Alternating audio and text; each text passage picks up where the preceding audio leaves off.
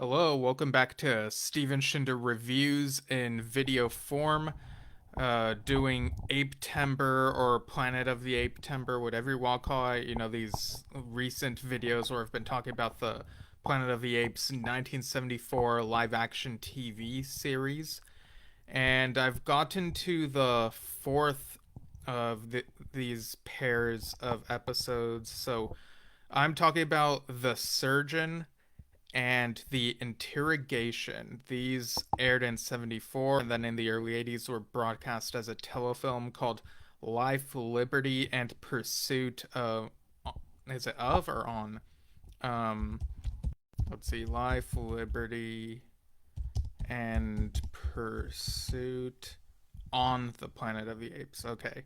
Yeah, I guess this is what happens when they run out of nouns, or rather, when they can't decide on nouns.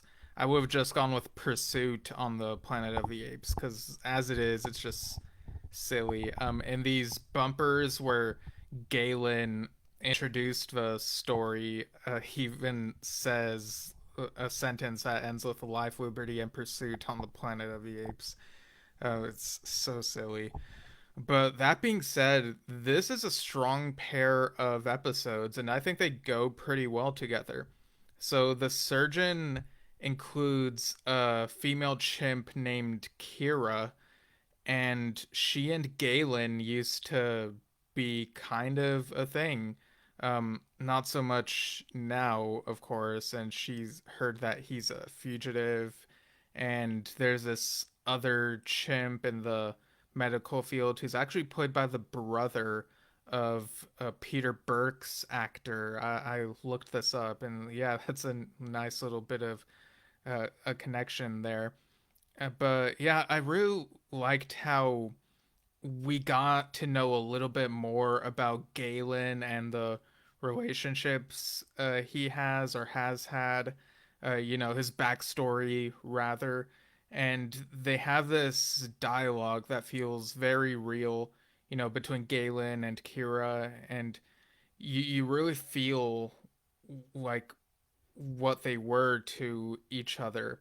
And now Alan Verdon, he is injured and needs to be healed. And there's this whole thing about a book about human anatomy. And there's also, misconceptions among the future humans of this era of 3085 about uh, blood and taking blood and whatnot.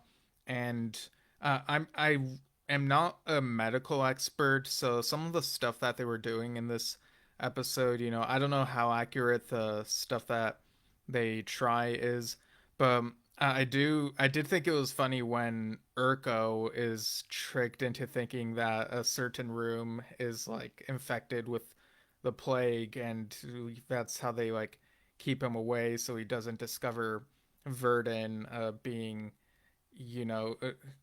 healed and whatnot.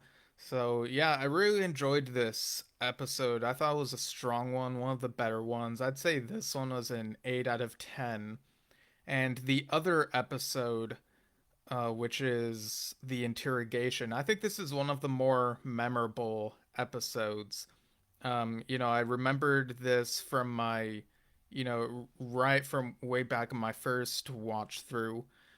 This also includes a bit more about Galen. We get a little bit more of his connections as we meet his parents. His mother is very understanding, but his father is more distant and skeptical, and it takes him a while to learn to be a better ape, I guess he could say, better, like more helpful to Galen and his friends rather. And he even admits as much that it takes him a bit to learn this type of stuff. And, I do really like the moment of understanding between them. I feel like it could, it feels like it could be applied to different kinds of father son situations where the father doesn't understand the son and all of his stuff, his deal well enough, but is eventually able to put in the effort and be helpful. But yeah, throughout this episode, Burke is, he's tied to a table as another female chimp named Wanda is interrogating him. I quite like how these episodes bring in more female apes because that's something that has felt lacking, in this series. And even in the movies, you had Zara in the first three movies, and then in the next two, you had Lisa, but she doesn't talk in the fourth one, and I think has a few lines in the fifth one. So it's nice to see that they were adding more, female ape characters. I think Kira would have been nice to have been a recurring character had the series gone on. But yeah, here with Wanda, she is very, uh, she has um, uh, she's very firm on trying to get in the head of Burke and find out all the stuff about the humans. And there's a book that is said to be from 1986, and it's about interrogation tactics. It mentions hypnosis, I believe. I like how when she's reading the book, we don't have her reading it out loud because that would tip off Burke, So you have it, the narration of like how she's reading it in her head, and at one point she tries to pretend that she is someone that Burke loves, and I like the little detail of like she tries to make her hair look nicer, not just like on her head, but also like under her chin and whatnot, and takes off her glasses.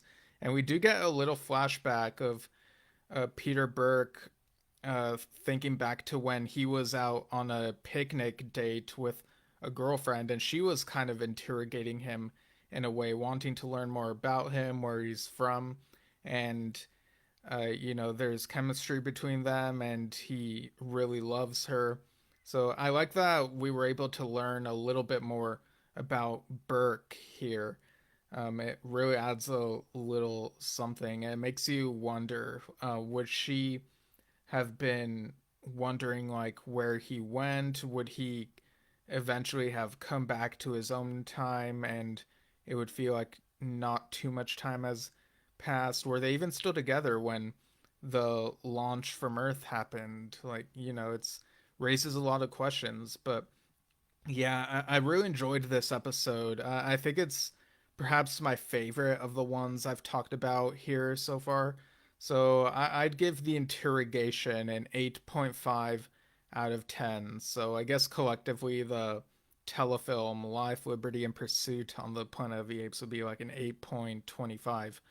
So yeah, definitely a couple of the stronger episodes of the series in my opinion, and looking forward to talking about the rest. I think what I might do is I'll talk about the rest of, the remaining six episodes all in one video. Two of them were made into the final telefilm Farewell to the Planet of the Apes, but there are also four others that did not get edited into telefilms. So I figure I might as well just talk about all six in one video. So I'll probably do the four remaining ones and then the two that were in that telefilm and wrap it all in one package.